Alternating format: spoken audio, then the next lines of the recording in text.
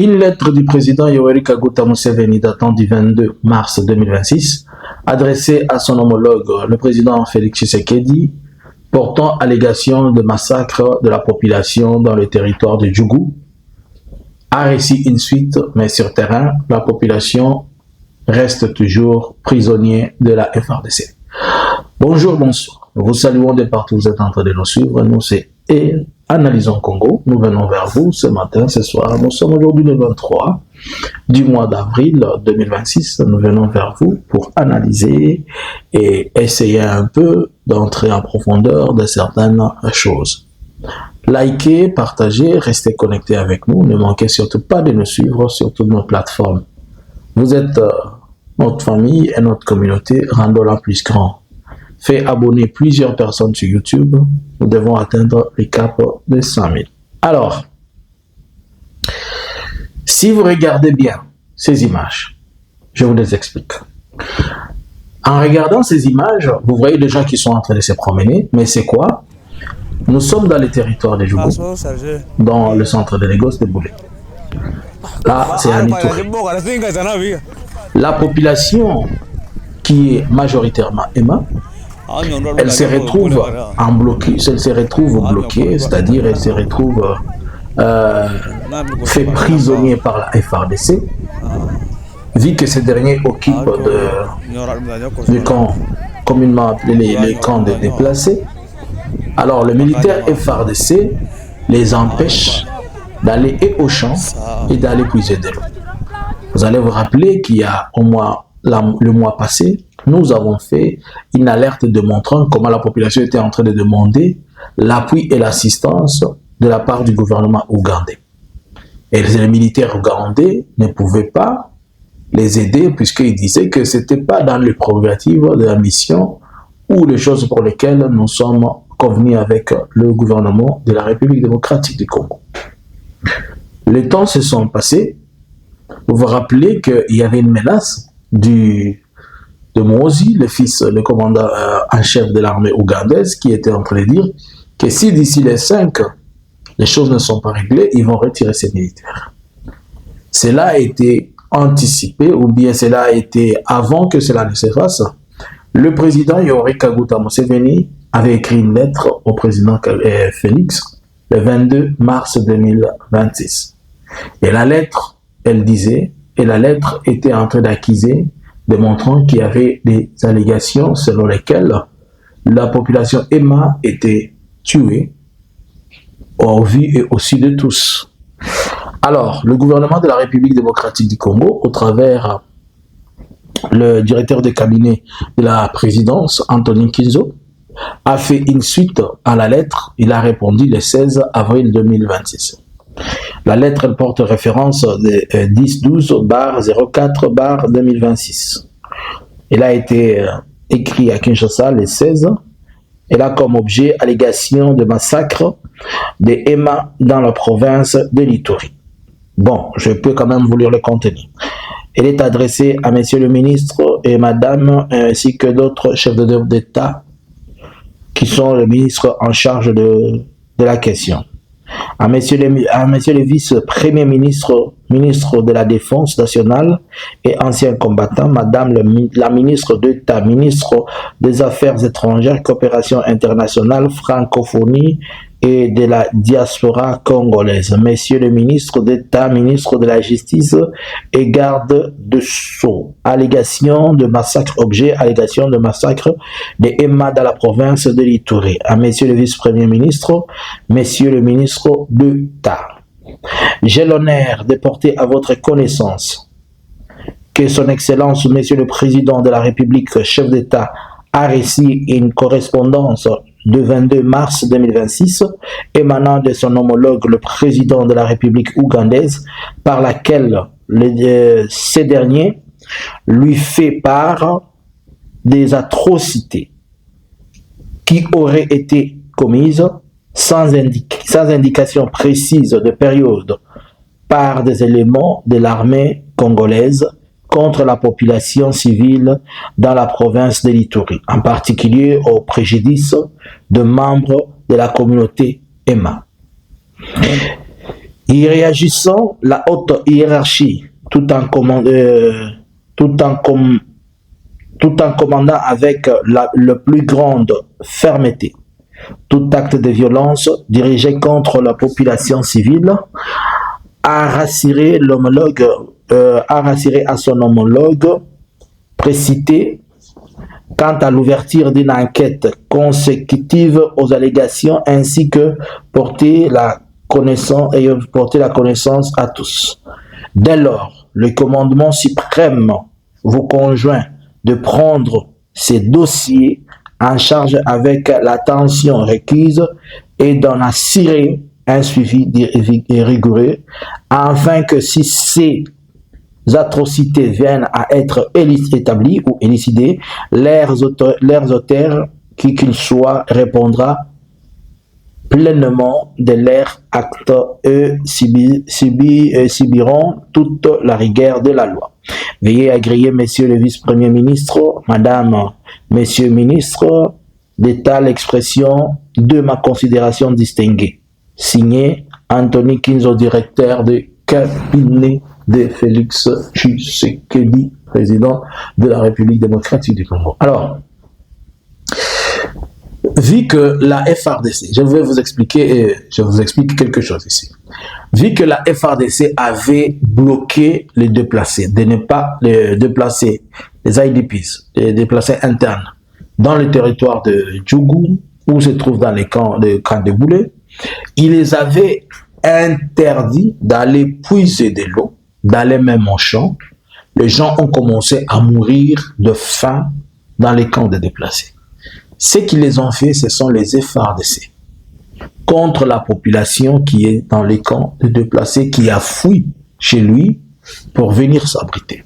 Vous vous rappelez, je vous avais montré des vidéos de montrant les gens en train de puiser l'eau sale de la pluie. Et c'est comme ça que plusieurs ont commencé à mourir. Lorsque ça a continué, l'Ouganda n'avait pas le choix que de commencer à les accompagner au champ. Ainsi donc, on organise un jour où l'Ouganda doit faire comme une protection. Il sort avec eux, il passe la journée au champ. Quand ils finissent, ils rentrent pour empêcher que lorsqu'ils sortent, la FARDC ne puisse le faire du mal et les Codeco. Mais ce qui est compliqué, c'est que le UPDF, l'armée ougandaise, est alliée aux FARDC. Et ce sont ces alliés qui tuent son propre peuple. Maintenant, là, le président Museveni prend le dossier et envoie une lettre à Félix pour lui demander de mettre la propriété et surtout d'empêcher ces massacres. Mais ironie du sort, le président de la République, via la lettre qu'on est en train de répliquer ici, il fait comme s'il ne connaît rien. Alors que ça fait 120 fois qu'on est en train de renouveler l'état de siège, cela sous-entend qu'il y a un problème. Alors que des rapports des ONG, plusieurs rapports, nous avons crié, nous avons dit, nous avons parlé, et il continue à faire semblant comme si rien n'était, puisque la situation de l'Ituri ne crée pas la haine dans les cœurs des gens, comme la situation de Goma. Récemment ici, nous avons tous appris, nous avons suivi, que maintenant, les atrocités ont débordé, ils sont partis, ils sont en train d'opérer, les ADF sont en train d'opérer dans les territoires de Mambasa, mais on oublie aussi que, pas seulement ça, nous avons appris que les LRA, Lord Resistance Army, de Joseph Kony, qui était déjà qui avait été tué, les LRA seraient dans les Haut-Toué. Pas serrés, puisque c'est confirmé, ils ont en une semaine, en un mois, ils ont pu kidnapper 400 personnes qui jusque-là, la FARDC n'a pas organisé des opérations. La FARDC n'a même pas encore récupéré une seule personne sur les 400 parties. Et je vous rappelle aussi que la même chose a été faite dans le territoire de Mambasa avec le Codeco. Et voilà maintenant que c'est la FARDC qui devient aussi une autre milice. Les FARDC et le Codeco se font agir comme des miliciens et ils interdisent même à la population locale d'aller puiser de l'eau et aller au champ. Et la situation devenant insupportable, le président de l'Ouganda se décide maintenant d'écrire à son homologue. Et l'homologue qui fait comme s'il ne connaît rien. Alors que ce sont des choses qu'ils connaissent. Qu'est-ce que cela implique? Si aujourd'hui le président de l'Ouganda commence à se plaindre, si Museveni commence à se plaindre de cette situation, et que cette situation ne trouve pas solution, et que c'est une partie de la population, bon, disons, ils sont les Hema. Les Hema, ils sont connus que ce sont des Nilotiques. Et que l'Ouganda se positionne comme le Rwanda en défenseur de Hema dans les territoires du Togo. Et si on ne comprend pas les dangers de ceci, c'est que nous sommes en train d'officialiser l'intervention ougandaise pour la protection de ces peuples. Donc l'Ouganda sera obligé d'un jour ouvrir les canons, chasser les FARDC, leur demandant de laisser à ce que l'on puisse protéger. Comme ils ne parviennent pas à protéger la population, alors l'Ouganda va s'arranger de protéger. Par ailleurs, que fait Kinshasa? Kinshasa continue via son gouverneur de province et ses porte-paroles à faire comprendre que c'est là les membres de cette communauté-là qui sont en blocus, que ce sont des CRP. Puisque la CRP, elle a été créée pour protéger cette communauté qui semblait être désœuvrée, qui semblait être abandonnée. Alors, comme la grande partie de la communauté, elle faisait aussi foi à la CRP, ainsi donc le gouvernement s'est dit, comme la CRP est hostile à eux, et automatiquement le gouvernement et l'armée deviennent aussi hostiles à la population Hema. Et voilà là où se trouve la situation et ce qui est en train de se passer. Cette situation, elle est presque similaire par rapport à ce que la FARDC est en train de faire exactement dans le haut plateau. Vous avez vu des manifestations de Banyamulenge, pas seulement de Banyamulenge, d'autres communautés. D'ailleurs, après les manifestations, le président, l'ancien vice-président, Azarias Luberwa, a été obligé, il n'a pas été obligé, il a contacté, il a été en échange avec plusieurs sénateurs, ils ont discuté et ils ont fait comprendre la situation.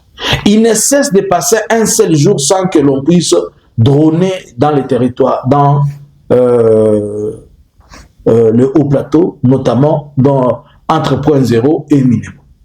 Au début, moi je pensais que c'était une guerre pour une occupation en hauteur. C'est-à-dire, chacun avait besoin d'avoir une suprématie en hauteur pour contrôler l'autre. Mais avec le temps, on a compris que ce n'est pas une guerre en hauteur. C'est devenu purement une guerre qui vise et qui cible une couche de la population. Et ce qui se passe maintenant, c'est que ce n'est pas seulement les Banyamulenge qui vivent dans les hauts plateaux, c'est ce qu'il ne faut pas oublier. Il y a les Banyindu, il y a les Bafulero, il y a les Bavira, il y a les Babembe aussi. Il y a même les Bashi qui viennent là-bas. Alors, si on s'attaque à Minembwe avec connotation d'attaquer les Banyamulenge et que chaque jour on est en train de déverser des drones sur une population, alors on est en train de se tromper. Peut-être pour le président Félix, il s'est dit que non, il y a un camp de formation. Selon lui, ils disent qu'il y a peut-être un camp de formation militaire là-bas, alors il faut l'attaquer. Mais récemment, on a vu que, il y a 2 jours, je vous ai fait une analyse, au lieu que les drones congolaises ne puissent attaquer, soi-disant ceux qui sont en train de s'y poser là-bas, les Twiranéo et les autres AFC 23 qui sont là-bas, leurs propres drones, poudroient et drones ces militaires. Alors, si maintenant, je suis en train de vous faire comparer cette situation, qui sont similaires. Ici, Museveni parle pour le Hema. Et Kagame parle pour le Banyamulenge et les autres aussi. Et la situation, elle semble ne pas être vraie comprise. Kinshasa fait semblant de ça. Alors nous avons un risque d'avoir un autre conflit similaire à ce qui se passe avec l'AFC. On va finir de négocier avec l'AFC pendant qu'on est en train d'intégrer l'AFC. Il s'est créé autre chose dans cette partie du territoire. Et en soi, on sait que Félix se sent mieux lorsqu'il y a un désordre. Il gère très bien dans les désordres que dans l'ordre. En passant, nous vous informons, hier nous avons fait l'analyse à propos des Afghans. Le chiffre qui est retenu pour la République démocratique du Congo, bien que c'est connu par tous, on veut juste vous rappeler que sur les 40 000 qui sont en gestation, la RDC est en train de discuter d'abord pour 1100 Afghans qui doivent venir. Et la majorité de ces Afghans, ce sont des militaires et des gens des forces spéciales de l'Afghanistan. Et il ne faut pas oublier que si les Qatar leur demandent de partir, c'est puisque au mois de mars, un Afghan avait tué ça doit être au mois de février, il avait tué 2 soldats américains dans ces camps-là. Puisque eux aussi, ce sont des militaires. Alors, ce sont les mêmes résidus de ces éléments-là qu'on envoie à Kinshasa. qu'on va nous envoyer. Donc, dans les jours à venir, la RDC va être la RDC. À vous le clavier. Que pensez-vous de la plainte ou de l'alerte de Kaguta Yoweri Museveni? N'est-il pas en train de prévenir s'il y a un danger en faisant cette lettre-là, ou on ne jette pas entre les mains de Félix voir sa réaction, et s'il ne réagissait pas, demain autre chose pourra être dite pour le territoire d'Ituri. Par ailleurs, Kinshasa trouve mieux de faire semblant sur le conflit d'Ituri et laisser les Ituriens mourir comme ils peuvent, et ne fût-ce que parler de l'AFC Barème 23 pour attiser la haine. À vous le clavier. Que pensez-vous? Analysins Congo subscribers.